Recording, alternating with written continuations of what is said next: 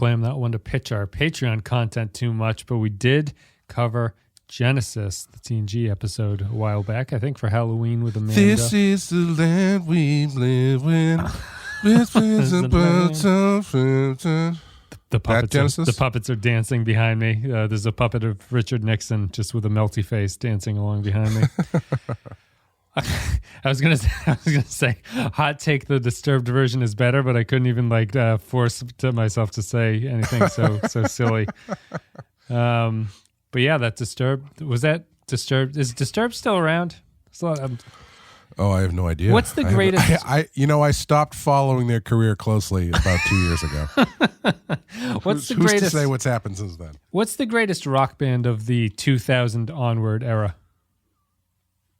I mean, there are so few of them that reach the top. I feel like in that era, it's Disturbed. I feel like it's got to be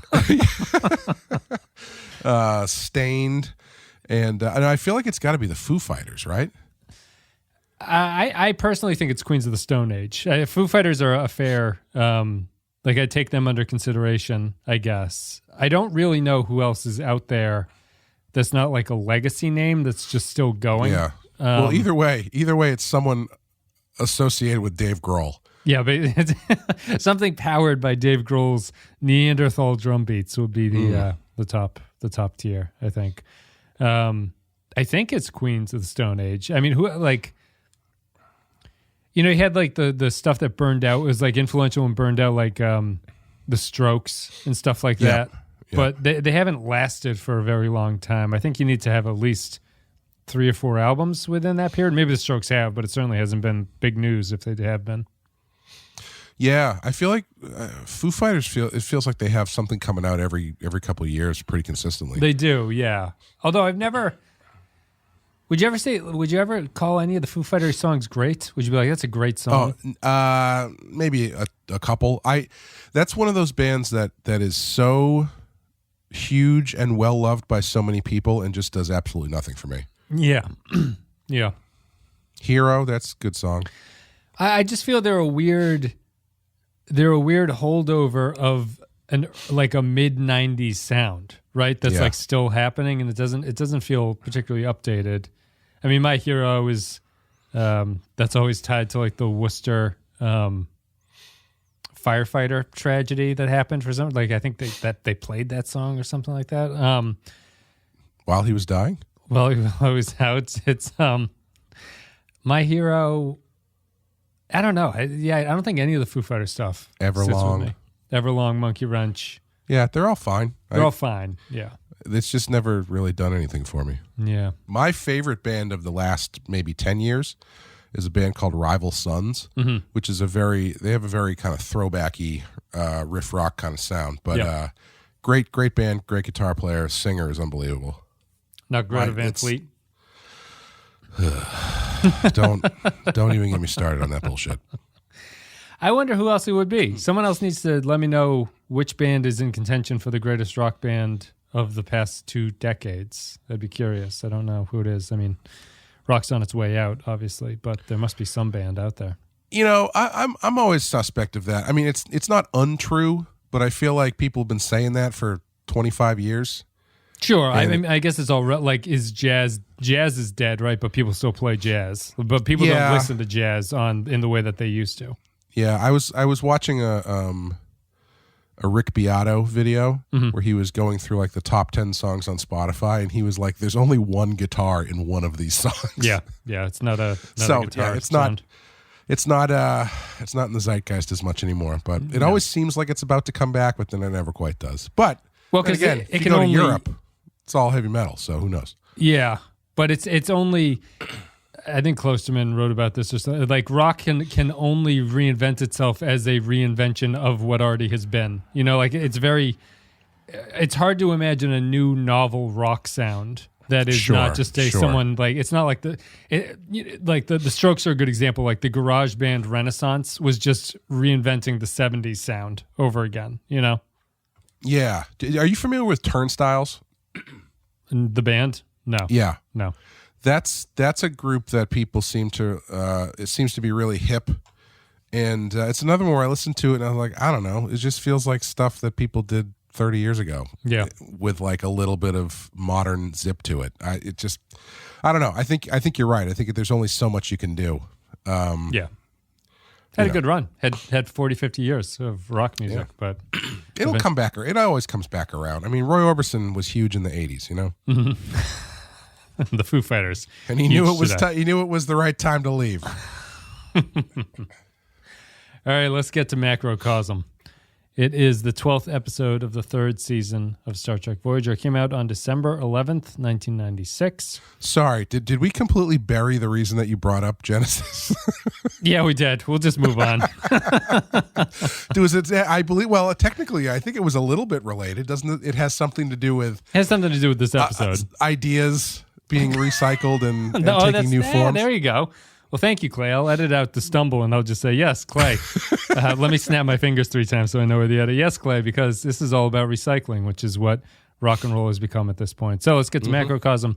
Written by Brennan Braga, directed by Alexander Singer, who I always think of as, isn't it Alexander Singer? Isn't he director of like the wine movie and things? Or Alexander Payne? No, that's Payne. That's Alexander Payne, yes. Oh, well, my joke is, or my thought is not cute anymore. Bryan Singer is the X-Men disgraced director of X-Men. To the child molester. No, he's not a child molester. Was he just sexually inappropriate with coworkers or something? Yeah, I'm not totally sure, but yes. Yeah. Short answer, yes. Yeah. Also seems like no one liked him because he was gone so quickly with no redemption. You know, like it's a little bit of that, I assume, going on too. In universe date 50425.1 2373. In Macrocosm, when viruses grow to 1 meter in length and begin attacking the crew of Voyager, Captain Janeway and the Doctor must retake the ship. They tease you a little bit. They're like, it's going to be a Janeway and Neelix retake the ship. And I go, fuck no. But they quickly got rid of that and they fixed it with the Doctor.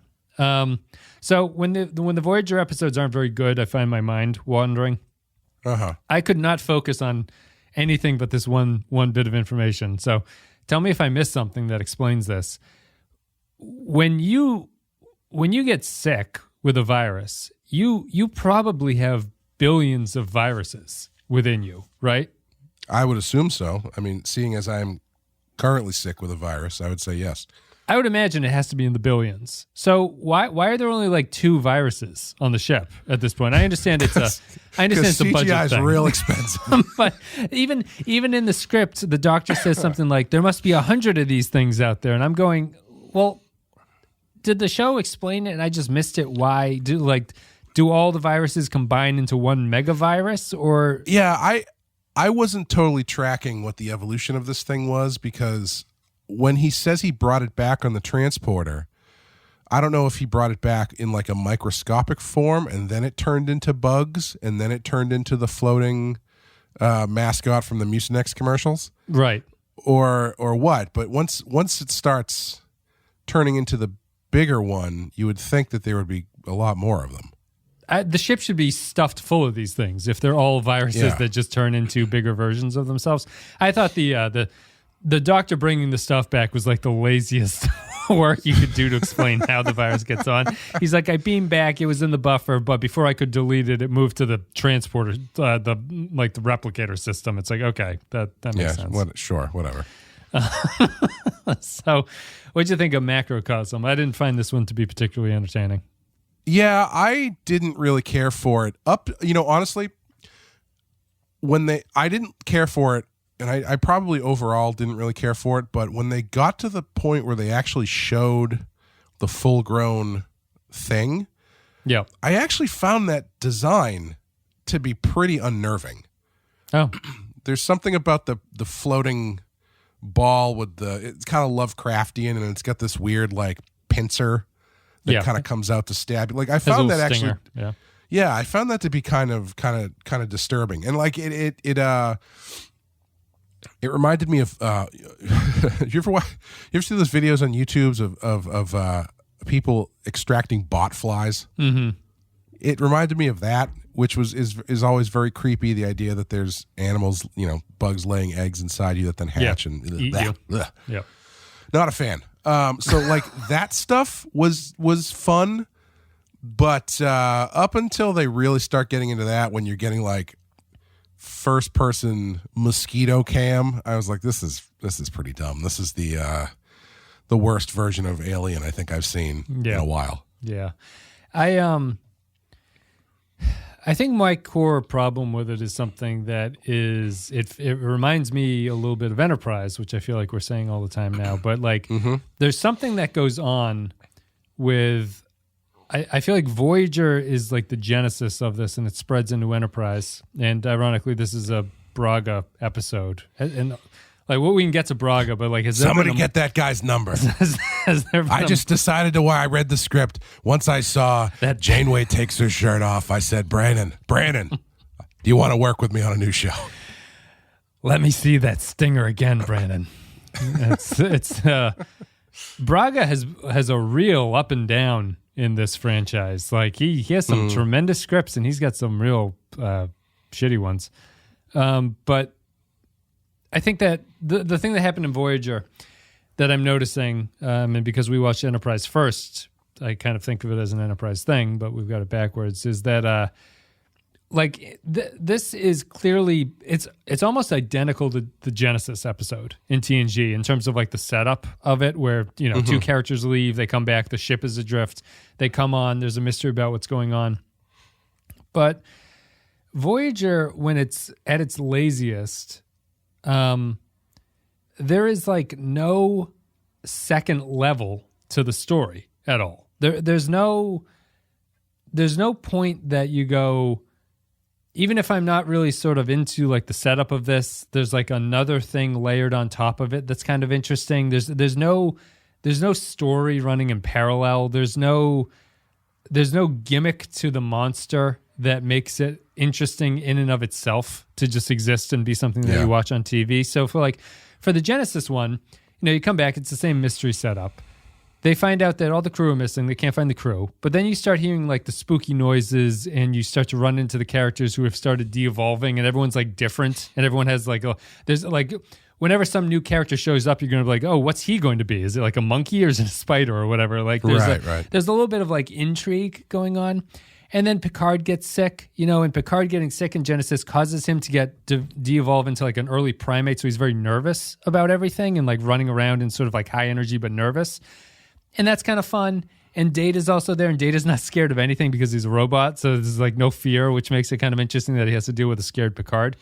But in this one, it's all the same setup, except it's just 30 minutes of Janeway pointing a gun around corners and like walking into rooms.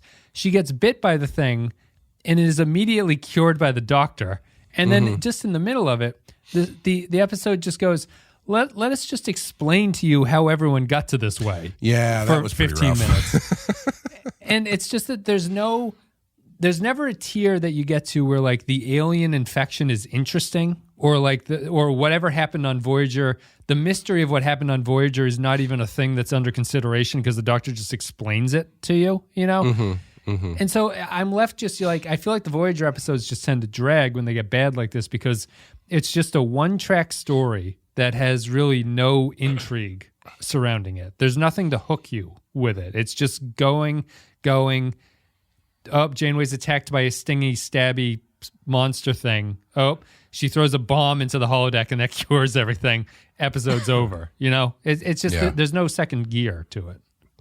Yeah, I actually did find myself thinking about that as I was watching it, because I was maybe 20 minutes or so in, and I started thinking about how we tend to criticize these Voyager episodes for not really being about anything.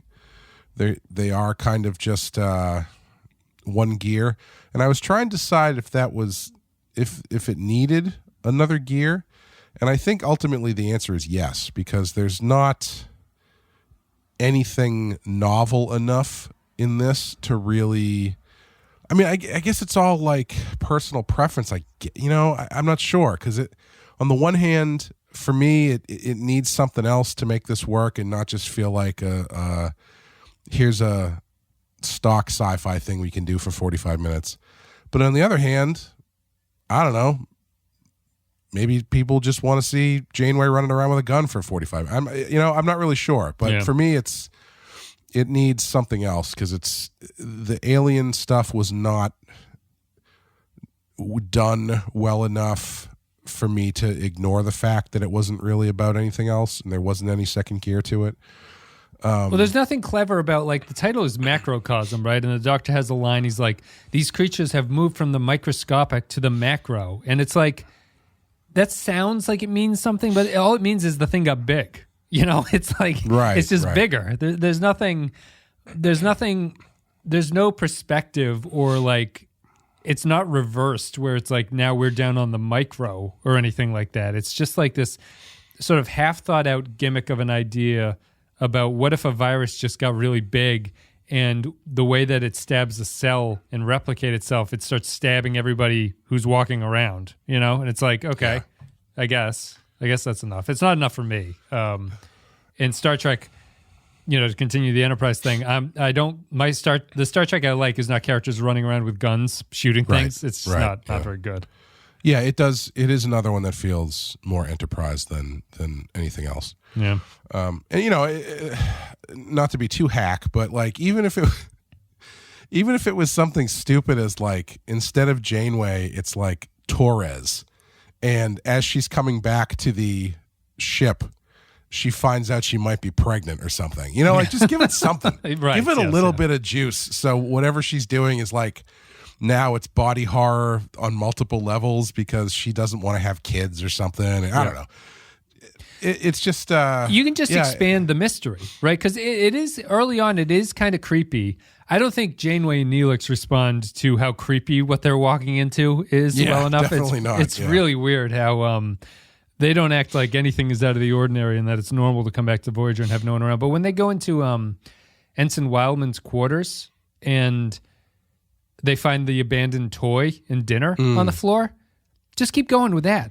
That's good enough. Yeah. Where's the baby? Is the baby on the floor in the mess hall? Right. Did someone pick it up? Unconscious because it's got flies growing out of its face? And, the mystery also isn't very good because they just sort of, the reason that they get around, they set you up this mystery of we don't know where everybody is, but they're all in the mess hall. And the Doctor just throws off this line, like out of left field. He's like, the virus for some reason makes everyone get together and congregate somewhere. And it's like, well, why? Why does it do that? I don't know. Yeah. But I just, it's the concept of going back to the empty ship is creepy. And it was creepy in Genesis and it can be creepy here again. You can do something else with it. But it's just and I was reading, I guess the original idea for this that Braga wanted to do was that it would be an episode with very little dialogue. Like Janeway would basically be by herself on the ship and it wouldn't be, there would be no conversations with Neelix or the Doctor or anything. It would just be sort of a silent film, essentially, like as she takes back the ship. They didn't want to do that. And so instead we have, just incredibly shitty dialogue from the characters where in that Ensign Wildman scene, Neelix has to explain that the video is on repeat for some reason. That was... Janeway's like, why is the thing playing over and over and over again? He's like, well, she's looping it. She's looping it so it plays over and over. It's like, why? I wasn't sure if it was her specifically that did that or if that was just how it was set up to play. Yeah. Because I was thinking if it was set up to play that way, I feel like Janeway needs to address how crazy that is that Neelix made this video that you actively have to shut off or it will never stop talking at you. Yeah. That sounds like a Neelix thing to do, though, I think. Also, keep it going. Also, it melted its way through the floor of the transporter bay. Yes. And then later when he gets jizzed on in the elevator, she's like, oh, it's the same stuff we saw in the transporter bay. Neelix should have been like, is it going to eat through my chest? What's going on here? He was nonplussed by being sprayed by that alien goo. It's a lot of shitty sort of setups too, where it has the Neelix, you stay right here. I'm going to climb out of range of the camera, and I'm sure you'll be fine down here, and I'll go get you the med kit that's back up on top. Yeah, he gets sprayed by the goo. B'Elanna gets the goo on her hand, and she gets sick. The what do they call it? Mucilaginous compound, something like that. They say that. Yeah, a million times. they did bring back finally the fact that the Voyager has biomechanical stuff in it. Yep. Apparently, it can get a cold. Yeah, it doesn't get a cold here though. That might have been interesting, right? That's another way to go about it. Yeah. So I mean, what else is My favorite part of it was how they lured all the viruses over to Fuck Mountain. Yes, that was good. That was fun. That was funny. I thought that was. I didn't need the thing where Janeway says that she programmed the holograms to act terrified, though. I just would have accepted the holodeck to believe in that. Blacked out at that point. Yeah, that was my favorite moment of it, just because that felt like a sort of meta commentary funny joke to me for some reason. It has the other larger than life joke is when the Doctor says like who designed the ship, when him and Janeway are talking about the directions about how you're supposed to get around in Voyager. Don't need too much of that, but too many references in my Star Trek, Wes. Yeah, it's a lot of referencing, a lot of awareness. Yeah, honestly, my main takeaway is that I don't like these Star Trek stories that have only one thing happening, and the one thing is not interesting. It's like that's the thing, right? If the one thing is very interesting, yeah, by all means, focus on that one thing. Yeah. Hello. I'm still here. Oh yeah. I just didn't have anything else to add. Sorry, I didn't know if you were coughing or if I just offended you by cutting you off. Well, I was coughing, but I also didn't have anything else to add. Yeah, it's maybe it's hard to tell, right? Maybe it's hard to tell when the one thing is just not interesting enough. But even if it's the one thing, I feel a smart place to go is to just add something else to the story to make it, just give, even if you're not down with the phage virus thing, you're down with the Doctor doing something. Well, I'm going to be honest with you. I know how I feel about this mobile transmitter thing. Terrible. I don't love it. I don't like that you can beam him down for an away mission now. Yeah. It kind of takes the fun out of the character. I was watching him thinking, how long is it going to be until I forget that he was ever trapped in the sick bay? You know? And why it continues? Why is he scared of the viruses? I don't know. He eventually starts claiming that they're after his holo-emitter, like they're going to try to destroy his holo-emitter for some reason. But he gets tackled by one, and he's actively trying to dodge the stinger for some reason. Yeah, they're just making stuff up at that point. Like there's no reason why the Doctor can't be actively walking around with a gun trying to fix things, And like they do this thing. What is Chakotay says when they beam him down? He's like, "Well, you better be careful, Doctor, because if you lose the holo-emitter, we might lose your program forever." Yeah, what? I don't understand that at all. His program can't exist in two places, I guess. I guess there's no backup. I mean, we know that there's a backup, right? Because they already used it. It's a good point.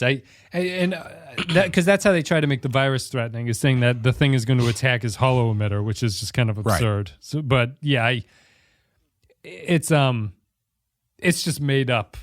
It's made up drama to say that the Doctor can't do that. And I mean, it's startling. I didn't really think about it, but he should just be walking around with a phaser rifle, shooting the things in the ship. Right. Yeah. Oh boy. Yeah, a lot of backflipping in this episode.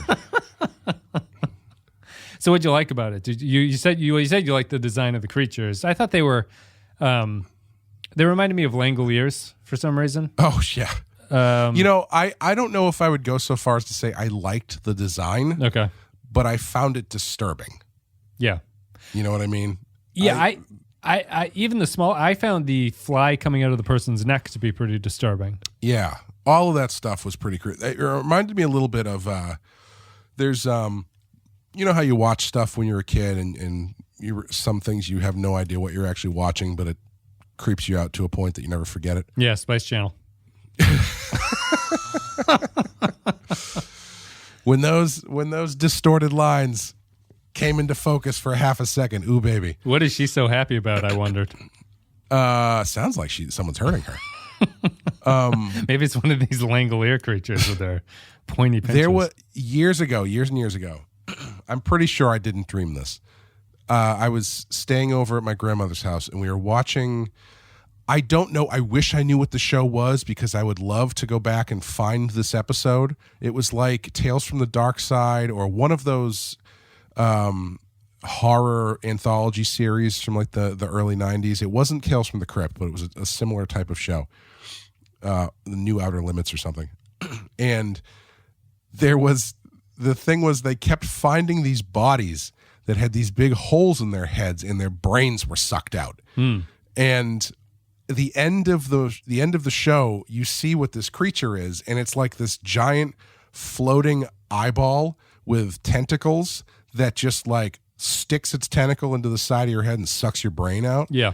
And I saw it once 35 years ago, and I still am skeeved out by the thought of it, and I remember having nightmares about it, and it's just one of those things where it's like it kind of triggered that in this episode because it's like this amorphous floaty thing with like a pincer that's trying to inject stuff into, it's just there's something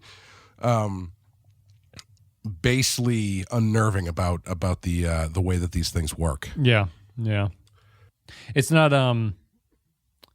if anybody knows what that show is, please let me know. Because Starship Troopers has the brain bug, I guess, which kind of has a similar. That also was terrifying. Yeah. The first time I saw it. Maybe I just have a built-in fear of having my brain sucked out by a giant creature. You would have made a terrible Egyptian pharaoh. So that was a great episode of Tales from the Crypt. I don't know if you ever saw that one. There's an Egyptian pharaoh episode? Sort of. It takes place. It revolves around an archaeologist who is doing some stuff involving the mummies and whatnot, and like they do this big explanation about how they would pull the brain out through the nose, and they would give them this like potion that would dissolve the organs, and it ends with the bad guy who might be Jeffrey Jones, actually, now that I'm thinking about it, unknowingly ingesting the stuff that makes you puke up your own internal organs when they're making a mummy. Yep. And so it's like they turn him into a mummy at the end. It was good. It's a good episode. It's always the one that comes back on you. Let's see. Macrocosm. Structurally, it was Jeffrey Jones, yeah. Was it necessary? Was the flashback necessary for the Doctor? Did we need to see that? Was that just a matter of the show not having a runtime to it, or not enough dialogue, maybe? I mean, I guess you have to explain what's going on. Do you have to see it? I guess it depends on how much time you want to milk out of it. Yeah. Because if you want to milk time out of it, you can't just have him sit there talking about it. But if you want to do it in like a minute, then you could probably just have him talk about it. I mean, I guess that's the flaw that I came back to, right? Like, there is nothing interesting about Janeway being on the ship with these creatures in and of itself. Right. There's nothing there. So you have to do the backstory for it. And I feel that's the reason why the Genesis episode is better, because Genesis, the TNG episode, did not show what happened to the crew. They figure it out and they just sort of like logically put it together. But you never see a scene where Riker and everyone is transforming, or like you see them getting sicker, but it never breaks down the entire sequence for you. Right, yeah. And this, it's like, just because Janeway doesn't have anything else to do, you have to go and see that entire stretch of it, like including the Doctor going down to the planet and meeting those miners who get sick, and I don't know. And don't forget the new species that communicates through voguing. Yeah, the tac, which is too close to TikTok, and that's all I was thinking of. But yeah, they vogue. They would do well on TikTok. They would, yeah. There's a million different dances for a million different people. In a better episode, I feel that the tac would have had some sort of like thematic relevance to what's going on, but they don't really. They're just kind of weird. They're just so weird alien guys. Yeah, like Janeway she goes out of her way to talk about how she thought she was good at languages and in communication, but she completely crashed and burned here. Yeah. You would think that would somehow then play into the story itself in some way. Right. But it does not. It does not, no. It's a true cold open with a cold ending, too. But we were not stuck with Neelix the entire time, which is something to be happy about. Although I really do have to say they did not react appropriately to their situation where things, especially, I guess, just to hammer my point again, like have Neelix act very different from Janeway in the early scenes, right? Neelix is cool as a cucumber for some reason, and that's not how I picture Neelix. Neelix should be the one that's like freaking out and causing problems to go on, Yeah.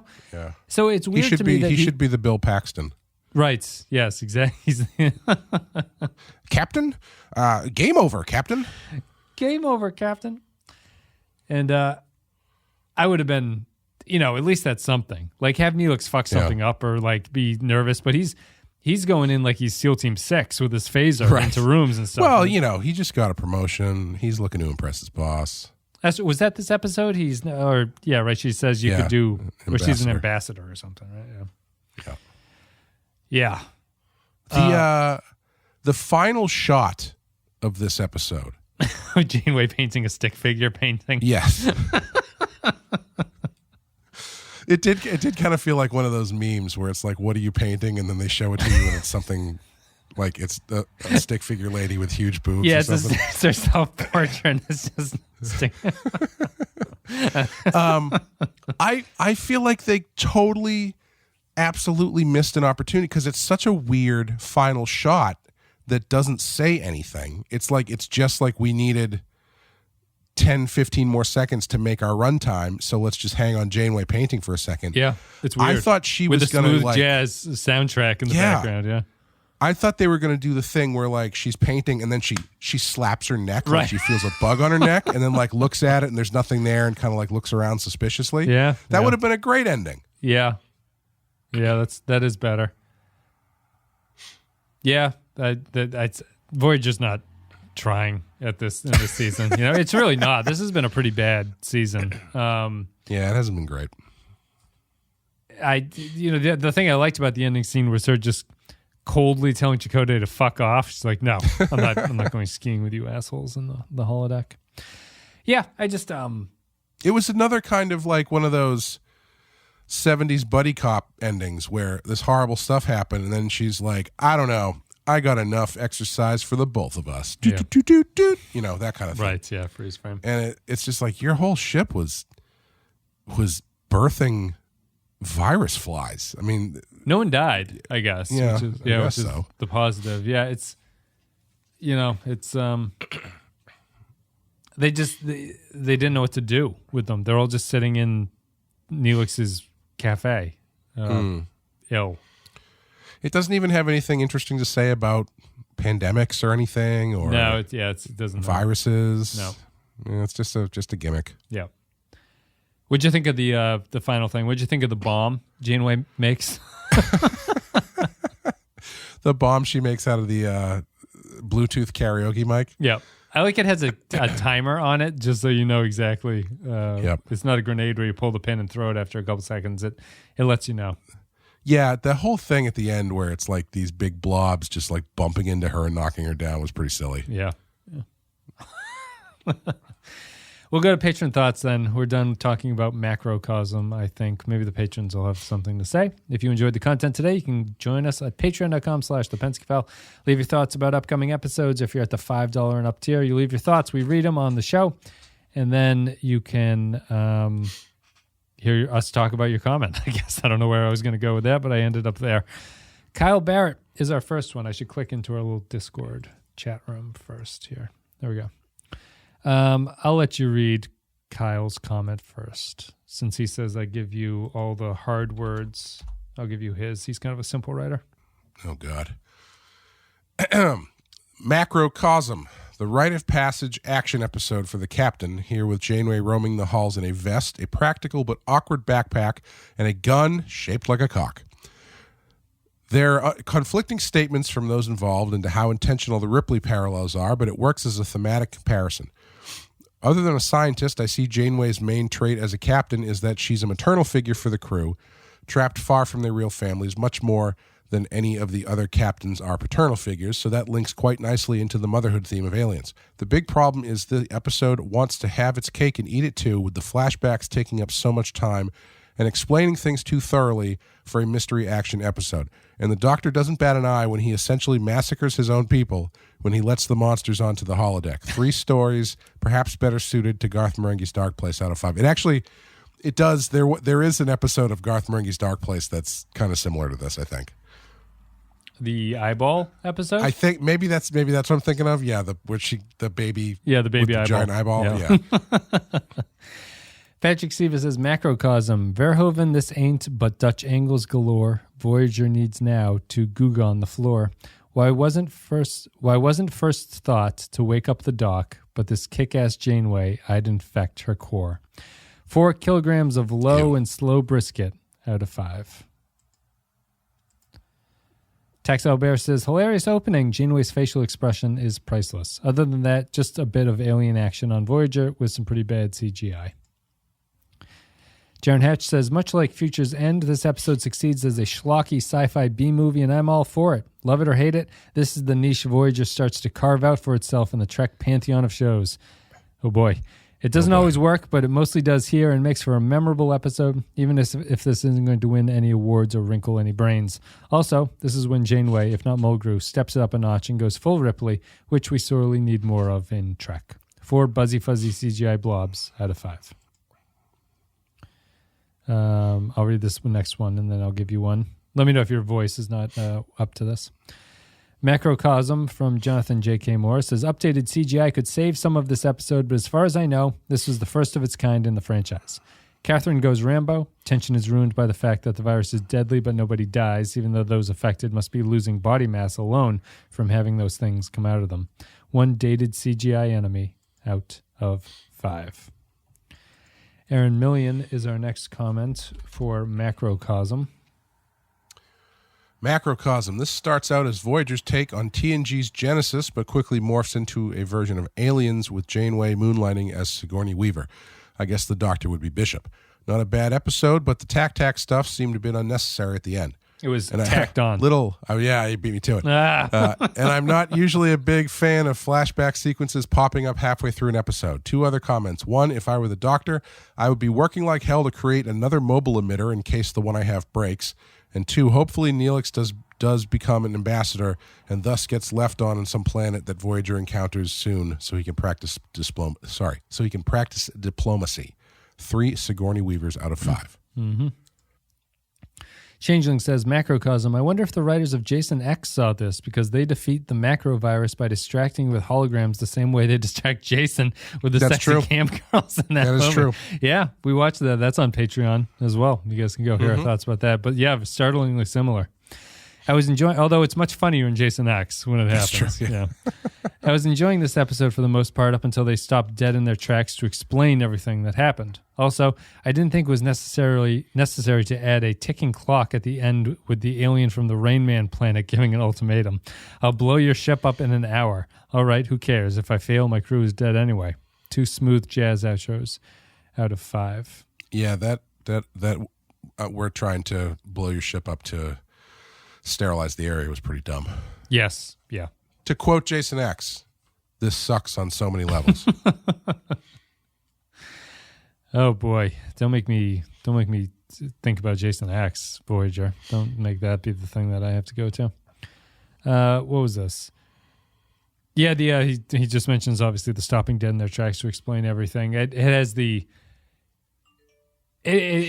script doesn't even avoid that awkward thing where that always happens in terrible dialogue where the character goes, just lay quietly and I'll explain everything to you. It's like, just fucking, can you give me the the details like immediately?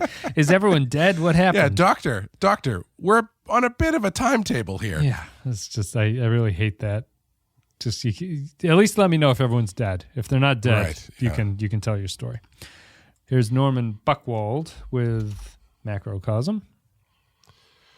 Yes, Janeway goes all Ripley, and this is mostly a retread of TNG's Genesis, but it was entertaining enough. Still, it's so much a retread, the best I can give it is a week 3 bouncing germs about to explode by Janeway's Betsy out of 5.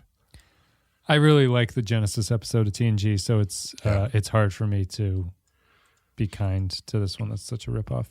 Looks like she's keeping the haircut with the ponytail, huh? 3 episodes in a row she's had that ponytail. Yeah. Maybe is it an action thing? No, she's been in some non-action-y episodes, I think, recently. Yeah, just a new look, I guess. Just a look. It's efficient. Nick the Rat says, Macrocosm, why would the captain ever leave the ship, especially without security? Janeway does a passable Ripley, but this episode is still boring as fuck and disgusting. I'd rather an entire episode of Tac Tacs telling the captain to shut up. 2 U's out of 5. Poindexter G says, this was an enjoyable episode, but it really needed a cleaner way to handle the exposition of what had happened on Voyager. The episode has a pretty good action suspense vibe going, at least as good an action suspense vibe as Trek ever gets, but that just grinds to a halt when the Doctor catches up Janeway. The CG virus bugs are actually pretty good for 90s television. Ria Lavi is our next comment from Macrocosm. I'm trying to do that math in my head. Are they pretty good for 90s television? I don't even remember anymore. I feel like... I want to say you weren't seeing CGI to that level on TV that often. No, it was probably pretty novel. What was I would give it credit for that, but I don't know if I would. They could have looked a lot worse, I guess. Yeah, they were. The design does not require you to notice them that much, right? It's not. They're not tremendously detailed. It's just like a green semi-octopus looking type thing. But I didn't cringe at how bad it was, but I wasn't awed by them either. I forgot. My favorite part actually was when Cass is looking into the microscope. Yes, and she sees one of them taking up the entire thing, and she's like, "Doctor, they seem to be getting bigger." Yeah. Yep. It was like hidden on the little slide to move somewhere else. It was just cracking through the glass. Real obvious, this next comment I sent to you. The Doctor's holo-emitter gives off a bioelectric signature? Huh? What? Voyager brings technobabble to levels hitherto considered impossible. TNG's Genesis was weirder, scarier, and more fun, but I do like badass Janeway. As for Neelix, he has no right to exist. 2 facehuggers out of 5. Wow, really swung into... to some eugenics there at the end. Christian Pouch says, I don't care. This is a fun episode, even if there's no greater point and nothing makes sense. Matt Ross says, although I know it's like Die Hard with CGI creatures, I find it fun and gross with green goo on everything. The best line is the meta commentary by the Doctor on the ridiculous layout of the ship. The gym rat culture of posing was silly. This was the biggest issue for me, the dead stop ending of nothing. 4 viruses out of 5. 4. Wow. Yeah, a couple of 4s so far. Although is 4 viruses, is that like negative points? You mean a higher viral load is bad news for you? Yeah. With those rules? Could be. Maybe. Although then it's also a lot of people give it 1, so a lot of people are at the other end. This is Benjamin Espinosa with Macrocosm. Macrocosm. Not as good as Not as good as Paracosm, the 2013 album from Washed Out, but finally a fun episode. Benjamin knew that we were talking about, I assume that's a rock band. That's how good Benjamin is, that he predicted that. Yeah. Unless it's a spoken word album, I don't know. Yeah, that's true. Janeway doing her best Ripley impersonation. The writing was good and the effects were dated but creepy. Some funny bits in here like Janeway explaining to the Doctor how to get to the environmental controls. Who designed this ship anyway? I like Captain Chakotay in charge. Oh, and more Tac-Tac, 4 out of 5. I did laugh both at the show and just because it seemed... I guess I was laughing at the show either way, but when they split up and then he just chimes into Janeway and he's sitting in the shuttlecraft and he's like, they trapped me in the shuttlecraft. You don't see any of the Doctor's journey. He just ends up in the shuttlecraft and is stuck there. And that's the end of it. Oh, Doctor. You probably could have transported out, right? The shuttle has a transporter. Could have gone. Yeah. Could have gone somewhere. I think there's a lot of questions I have about the Doctor being able to transport. Because it's like, do they beam just the holo-emitter? I guess it's like putting your cell phone down on the transporter. I would prefer if it acted like a Pokeball, right? Like if someone threw it and he popped out of it. Yeah, that would be good. And when they beam him, you just see the little thing appear, and it like falls down onto the ground, and then he pops out of it, and that's where he comes from. I prefer that.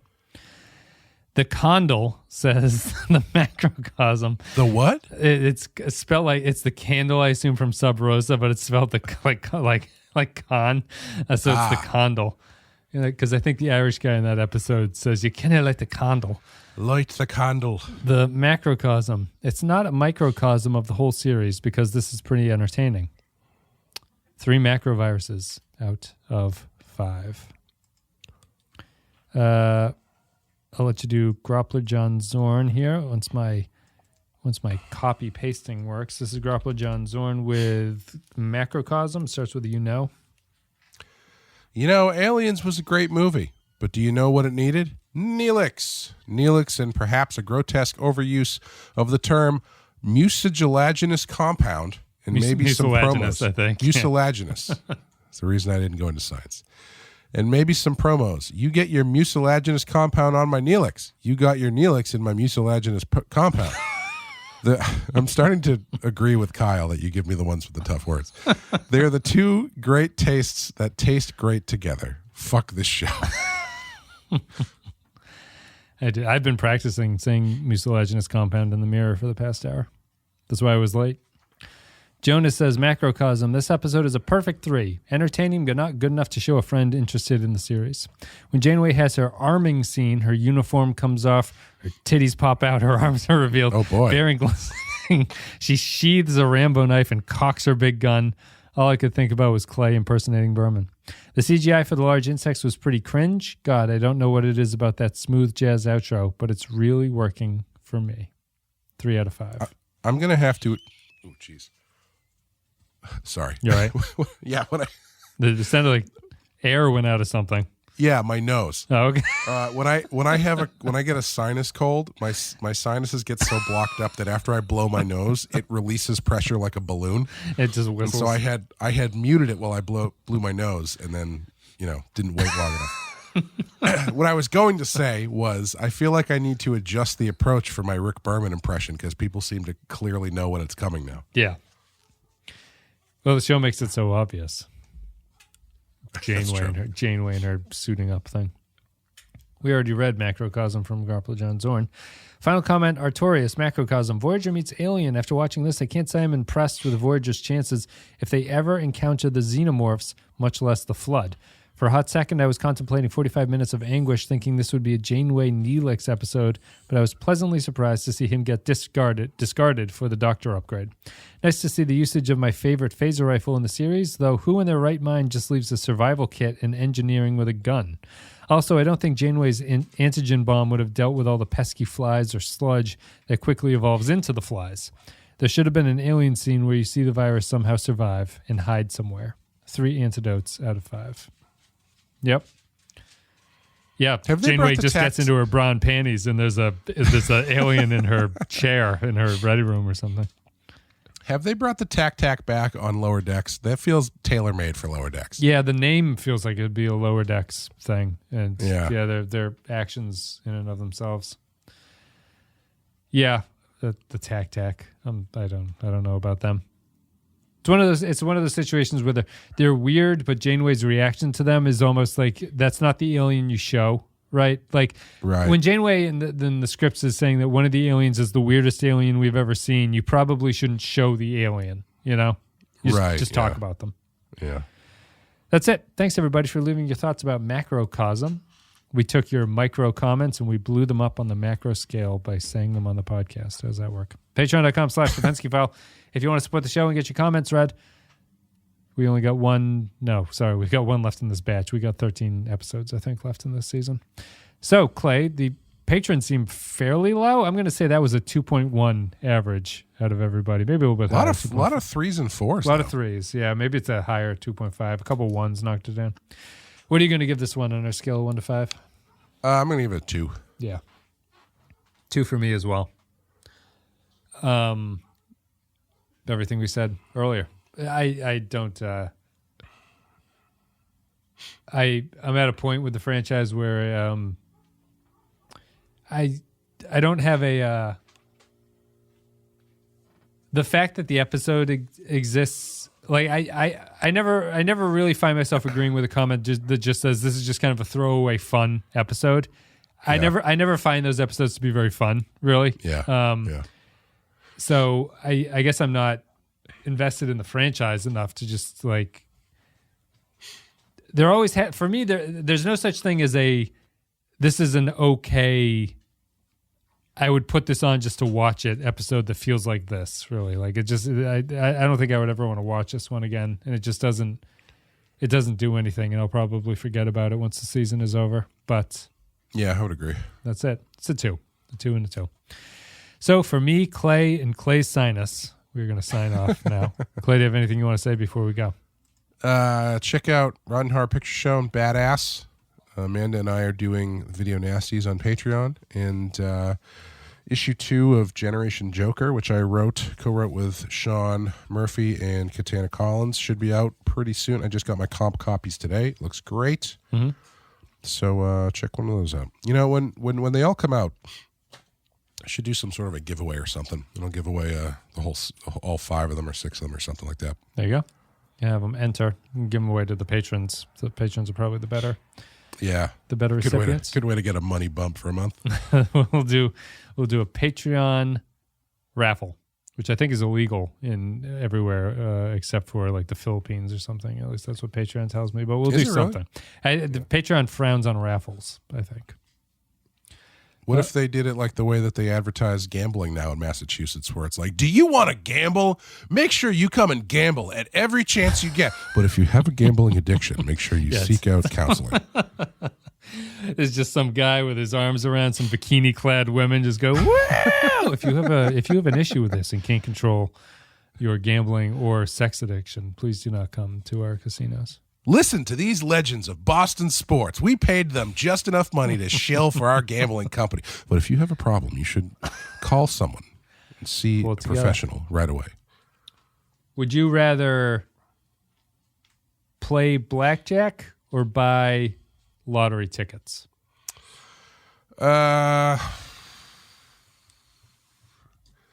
I don't really. I mean, I know how blackjack. I've never played blackjack, really. Yeah, any table game. Then would you rather play a table game or buy the lottery tickets?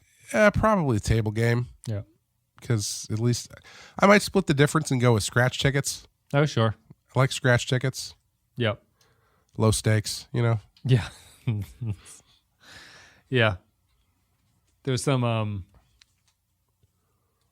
I was listening to some podcast that just made the because you know how it's like the biggest spenders for scratch tickets and stuff like that are the people who can't afford it. So it's like so it's like, but there's this logic question of like, what are these people thinking? Like wasting their last couple dollars on buying a ticket. And just the podcast put some light on it. Just said that like most people would think that it's like, what are you thinking? Like clearly there's something better to do with your $2 than to buy some scratch tickets.